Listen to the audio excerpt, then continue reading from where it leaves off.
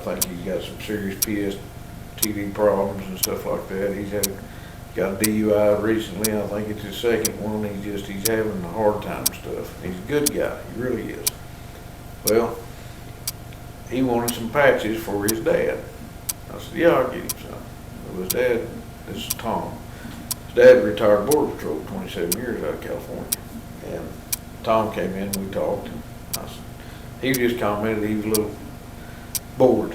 His wife is a dental hygienist and she's over the Dental Hygienist Association, so she keeps busy, but he ain't got nothing to do. A couple of his friends are in this area, you know, from Border Patrol. So I said, hell, why don't you come work for the sheriff a little? He needs some help. So that's kind of how that got started. And I can tell you, Tom don't give a damn if he's under sheriff or deputy. He just wants something to do, and he just wants to get out and just do stuff, you know. And he was a canine officer, did training for the canines. He trains canines and all that, so he's got a good background, all that. And he's really well grounded. He's just trying to do something. Mm-hmm. So I'm thinking he's probably going to be able to stay on. I don't know if he's going to stay in that position. He don't really give a damn, to be honest. He just wants to get out there and do some stuff. You need to meet him, get to know him. He's a good guy. He brings a lot of experience to the table. But where he was at, he was in Southern California, but he was in the mountainous area and all that. And most of the time he's had to work by himself. Mm-hmm. So kind of like us, he learned to get along with people. You know what I'm saying? And I think he's a squared away guy. Get to know him, you see what I'm talking about. And he don't have a dog in his hunt. He don't want to be sheriff. Hell, he just said, you know, I really never thought about going back in law enforcement. But he said, hell, I don't know. If I do 10 years, that's probably the top for me, because he's late 60s, I think. And but he said, hell, as long as it's fun, I'll continue to do it. If it becomes not fun, I'm going back to the chair.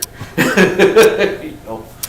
So, but anyway, that was my attempt to get him some help. Or maybe salvage said that it's just not salvageable. It ain't, and I knew that. But without Oscar running, which we didn't know for a long time whether it's going to happen or not, it just, I don't know. Here we are. So that is happening, and I feel good about it. Everybody I've talked to does. So I just, now the ball's in your court.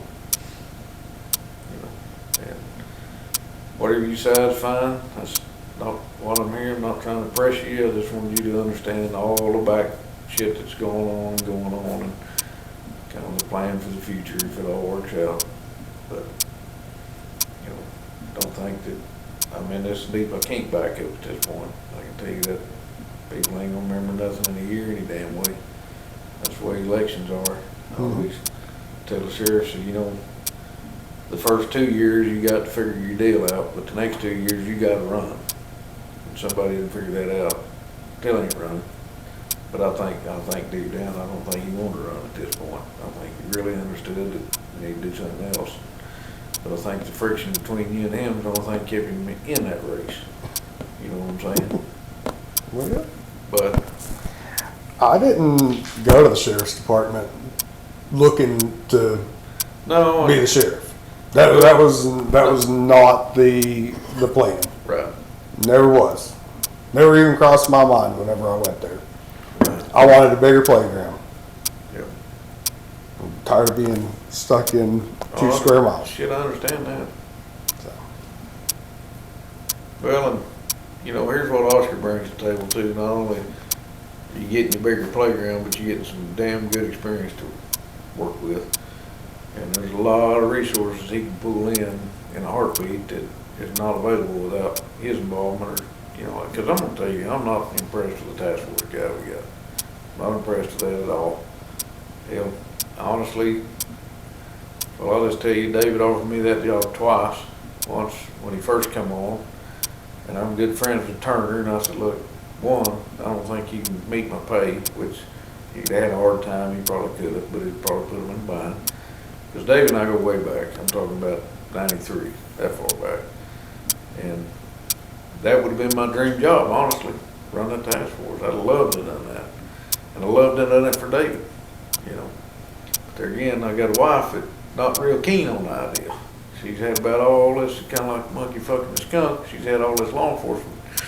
She wants, because she knows what it would mean if I'm working the task force. I'm back gone again, you know. But anyway, Turner was in line for that job. He's boss pick, and I told David, I said, you know, Turner can do the job if he will, and I feel like I'd be kind of screwing him if you hired me instead of him.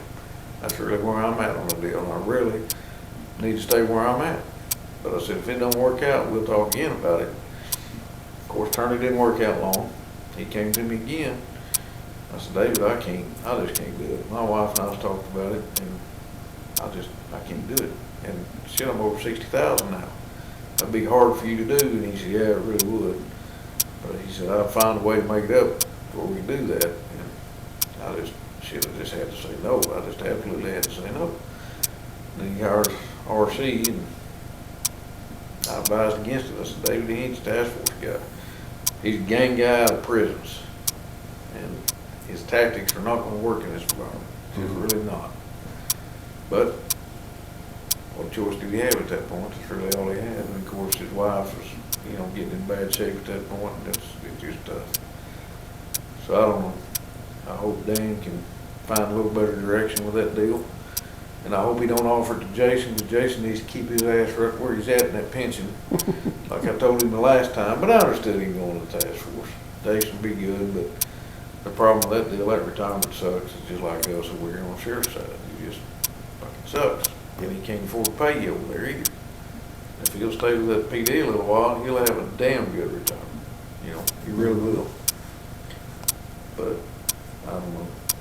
Task force deal's different. My vision for it, more like Bob, we're here to serve all these other counties and all these departments and try to work with everybody. Don't be lording over people. That's not what this is about. We need to work together and provide shit they can't do. You got multi-jurisdictional issues, we can solve it, you know. And that's, to me, what that task force is about, and not just dope anymore. I mean, it was always a drug and violent crime task force. And we took on some other roles, like the financial crimes. I got to doing that with Chris. That was damn interesting. And now you got the porn stuff going on, you know, that Jason was involved in. You know, these are things that you pool resources to help smaller departments, whether it's a sheriff or Altus PD or whatever. And done right, it's very effective. Done wrong, it's a pain in the ass. And I think you've seen some of that here lately. You know what I'm saying? But it's a matter there again. You got to have the right people in there. But I think they're lacking a little leadership just because of what's going on with David and everything over the last few years. It's been a little tough. Dan's got his fucking boat filled. He ain't got time to mess with them guys. You know, he's trying to take on David's job and his. So it's been a little tough. You know, because I worked for Whopper and I worked for Ken. I worked with them guys. Hell, Ken Darby and Brad Leverett were my two ADAs when I was at PD at Altus. Tell you how far back I go with that deal. So that's just, hell, Leverett signed the first search warrant that I wrote down here for cell phones, and it was one of the first ones written. Jason can tell you about that. Went right to his house, and he looked that over, and he looked up at me. Chris counseled with me. He says, I really don't know anything about this. I said, yeah. I said, if you don't want to sign that and you want a little education on it, he said, we can come back later. We can do this later, you know, because he can't ask us any questions about it. No, Bryan, I trust you. I'm going to sign it. You know, and that's kind of humbling to me, because here's the guy's district judge and hadn't been at it too damn long at that point. Bring him something that's totally fucking new. Of course, I've done my research. Don't get me wrong. Me and Chris had burned the midnight oil to make sure we had shit right for this deal, because it's new territory. Right. You know, and it's kind of fun doing that stuff, but it's also a pretty damn big weight when the judge is sitting there looking at you. You better not get me in trouble with what he's saying. You know. Yeah. And Judge Darby, same way. Hell, tell you how far I go back with Judge Darby.